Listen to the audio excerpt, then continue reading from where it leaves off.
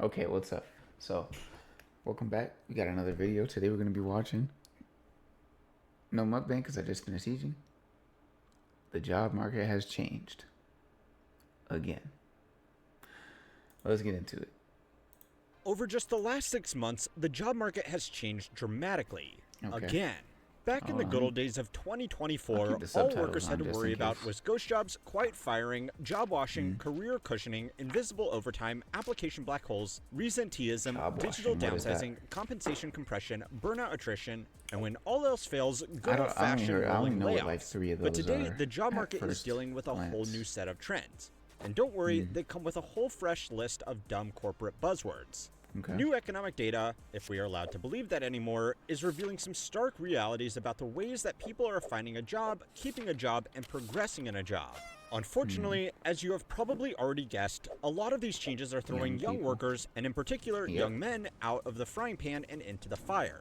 For the first time ever, unemployment amongst young male college graduates is the same as non-graduates. The share of unemployed people entering the job market for the first time is the highest it has been since 1988. And job mobility has effectively frozen. Now, I know what you might be thinking. All things considered, the unemployment rate still looks pretty good, right?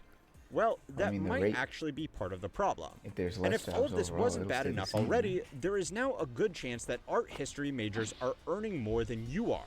So ever since you found out about AI, you've learned that your computer science degree is actually a complete joke? New college graduates are facing one of the most challenging markets for entry-level jobs in a decade. It's just like getting the first job that's so hard. I studied computer I've had to apply for jobs for like a year now, and just like most places like don't get back to me, or they just like say no. I make fun of my college degree partially because I'm not self-conscious. Thinking about stuff like wasn't this, worth it, even though society deems but it also as a great because I wasn't accomplishment. interested. I'm about to call my school up and say that this degree that I spent 4 years trying to get, 4 years, was a waste of money. There is a funny but not totally inaccurate anecdote amongst business analysts that if you want to find an industry that's about to have really bad job security, then just look where all the Ivy League grads are going.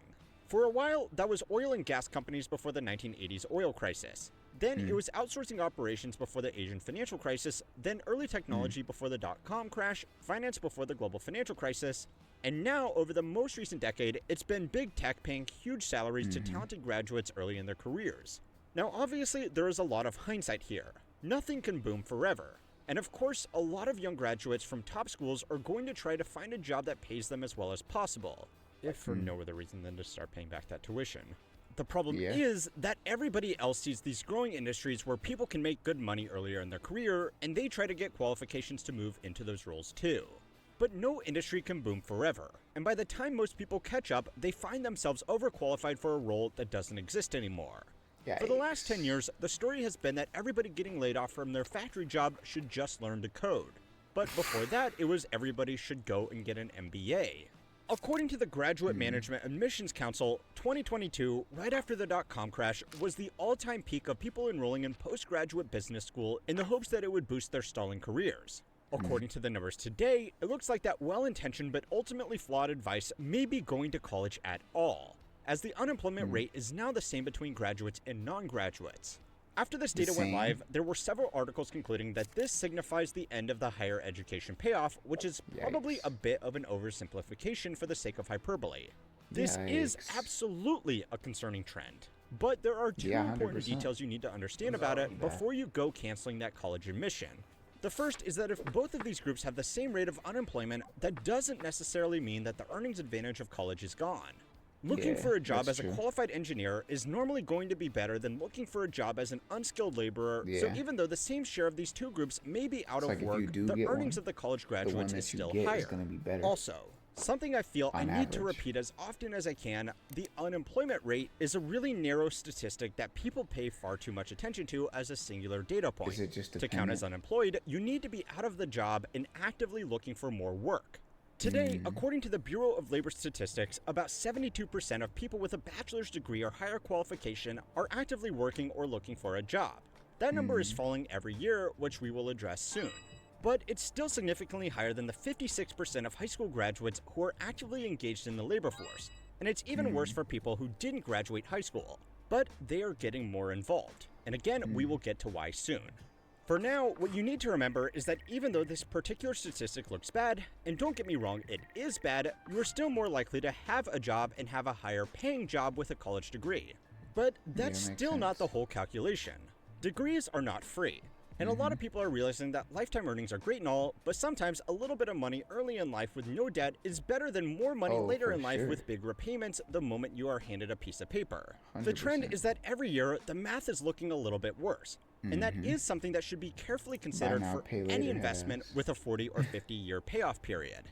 But that's just the statistical details that you need to understand about this graduate unemployment problem.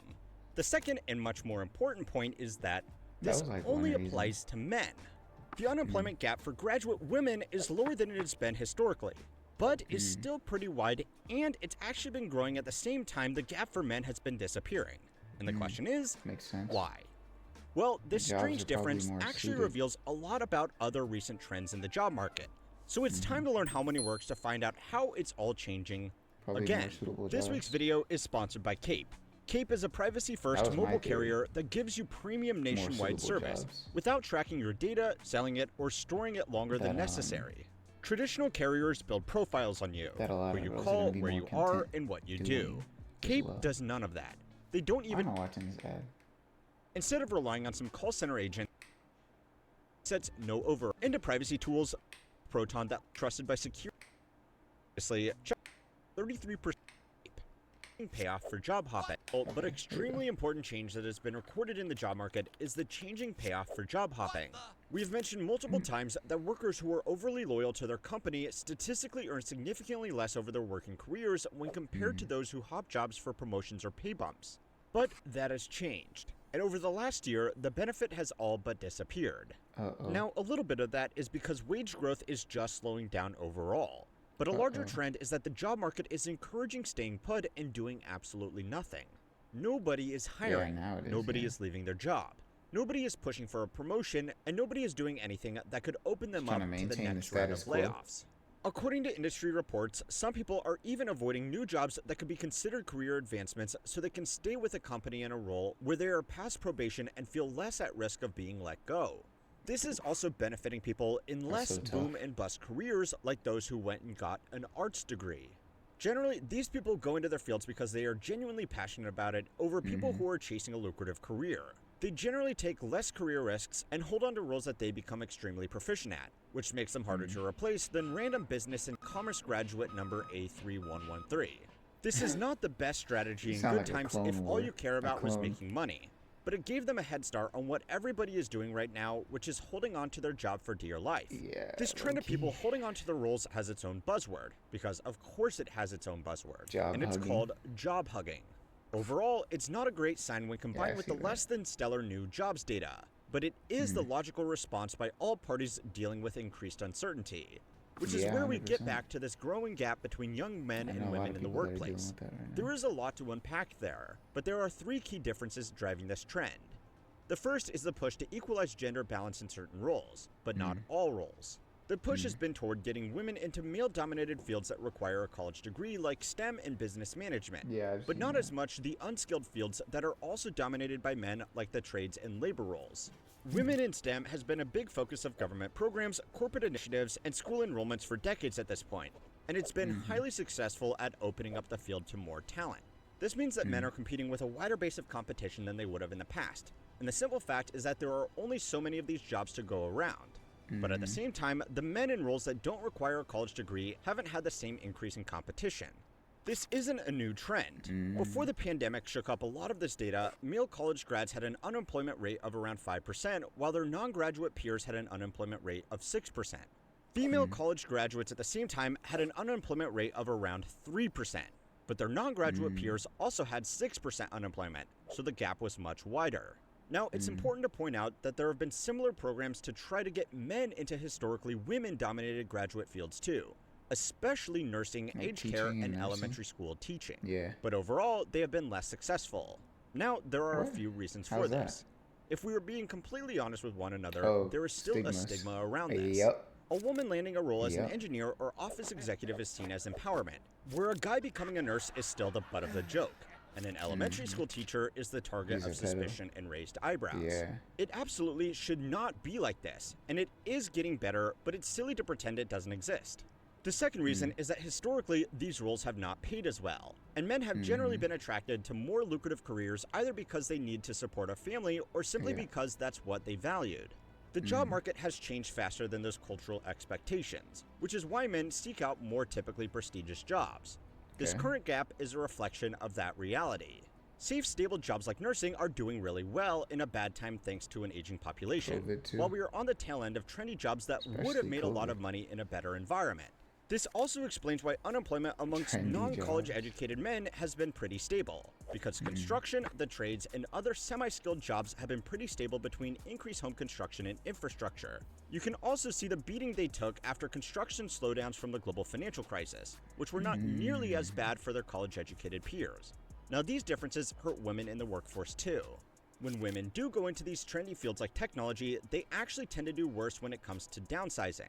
A study on the recent round of tech layoffs sweeping the industry found that women accounted for 44% of job losses while only representing 28% of the workforce. Now, the companies obviously didn't release comprehensive data on why they chose to lay off who, but generally there are 3 explanations for this. The first is that these companies may have hired evenly, but they still segregated genders within different departments, hiring more women for jobs in HR, marketing, corporate culture, and internal development. These are, coincidentally, the first departments to get cut in downsizing. The second explanation is that in some ways, cultural expectations work for men. They are seen as a breadwinner supporting a family, where the #girlboss is more likely to land on their feet. This is another example of something that employers should clearly not be doing. But women are consistently judged more harshly in high-performing roles compared to men. Unfortunately, this often happens particularly from other women, who disproportionately work in departments like HR, which can have a lot of sway over layoff decisions. The third crude explanation is that hiring practices that targeted a diversity objective over just hiring the best person for the job favored people who would underperform compared to their peers. So when performance-based layoffs were conducted, these people were more likely to be below the cutoff. It's no secret that a lot of the cultural forward companies have pulled a hard 180 on a lot of these initiatives in the last year. Now, I am sure you can probably tell, but I am trying to be really careful about sidestepping the whole culture war rabbit hole here. But it's still important to acknowledge these realities when looking at these issues, because even though it shouldn't, it will have a big impact on everybody's career. One of the best things to do with this information is to use it to your advantage. Despite the stigma, one of the safest groups from trouble in the job market are men in previously female-dominated fields. Fields like healthcare already have a low unemployment rate, and men often find it particularly easy to get these roles because of the practical realities that they can more easily do a lot of the physical work these roles involve. This was dubbed the glass elevator effect all the way back in 1992 in a University of Texas article. It found that men often found it much easier to progress in these roles, and even though initial salaries were lower compared to male-dominated fields, after accounting for the higher chance of career progression, the lifetime earnings shifted back into their favor. Now obviously, don't pick a job because of some video on the internet. Healthcare and teaching are no joke, but also don't let some business school douchebag talk you out of it, because chances are you will end up earning more than them. Genuine professions like this are also more reliant on performance compared to office politics. Go and watch this video next to find out how we forgot what professionalism even means in the modern workplace. And don't forget to like and subscribe to keep on learning how money works. When I take that out, hey, let me know what you think down in the comments. Leave a like, comment, subscribe, and we out of here. We're watching this one next, so be on the lookout for that one later. Bye.